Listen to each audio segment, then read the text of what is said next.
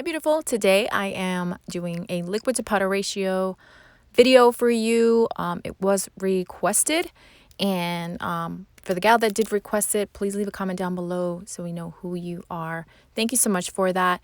I wasn't going to do it just because I have feelings about the liquid to powder ratio, but I definitely think it is something that should be talked about, obviously, because there are questions about it. So on the first one here, I just show you, I had started with clear and then I realized, wait, they're not going to be able to see this. So I need to pull out my, it's a cover by Mia Secret. And I use this acrylic a lot. This has also come up, is if I like Mia Secret or not. I do.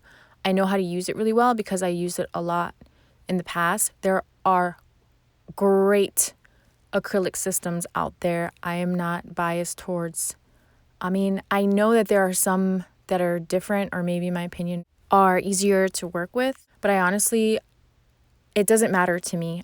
I'll work with anything and just basically make it work. So I love using Mia Secret to practice, especially because it's nice. But anyways, I don't know why I felt like I had to share all that, but I busted out the cover blush, I think it is, so that you can see what I was doing.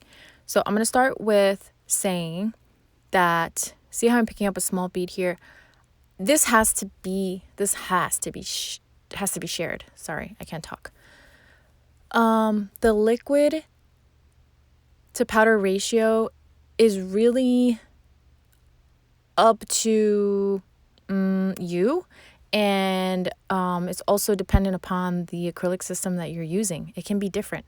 So my suggestion would be is to bust out your liquid and your powder that you purchased, right? And then dip your brush in, get everything ready, get your brush ready, dip your brush in, get it nice and saturated, and just get in there and start working with it, okay? And all you need to do, really, the trick behind it, the big secret behind liquid to powder ratio, which I don't think anyone has shared, and it will be the first time you hear it here, okay? Here in Jammy's channel, here. Okay, that's a bit much.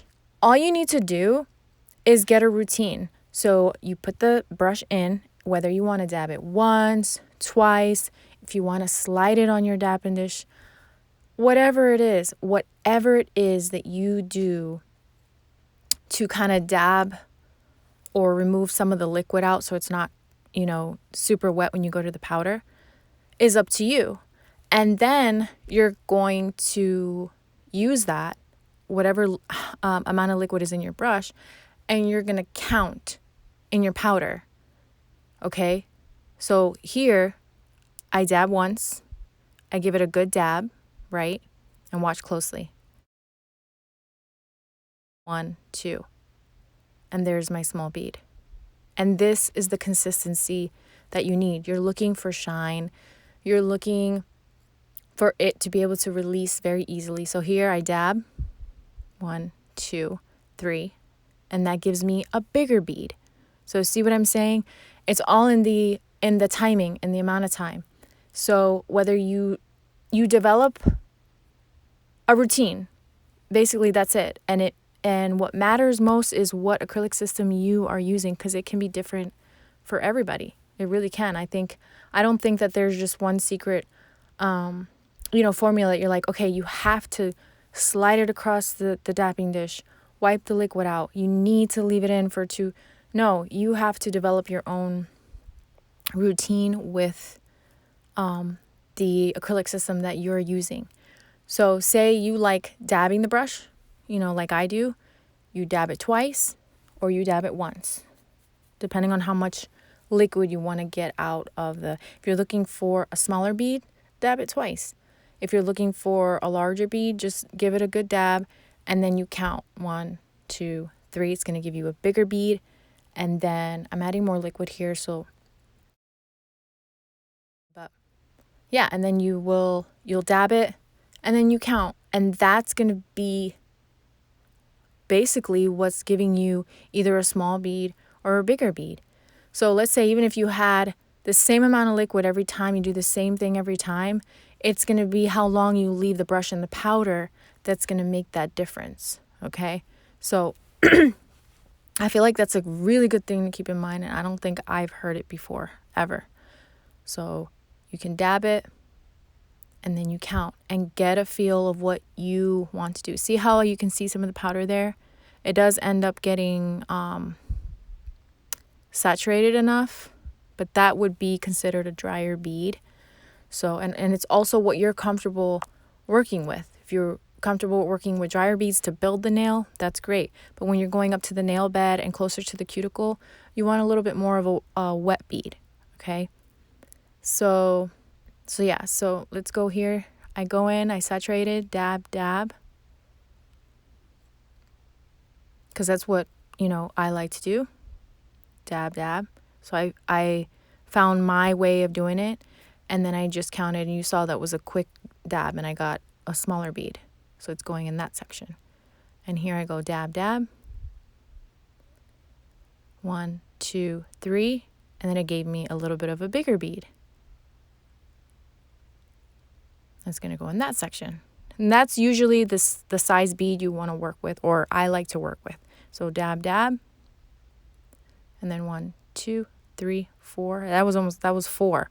And I was looking for a bigger bead, obviously. And always checking the consistency. And that's going to go there in that section.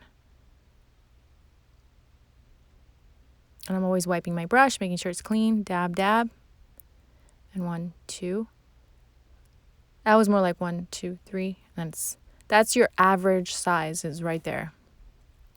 That's your average size bead. To me, in my opinion, that's basically what I'm usually working with. It's either like a 3-second bead is what I would tell myself, a 3-second bead,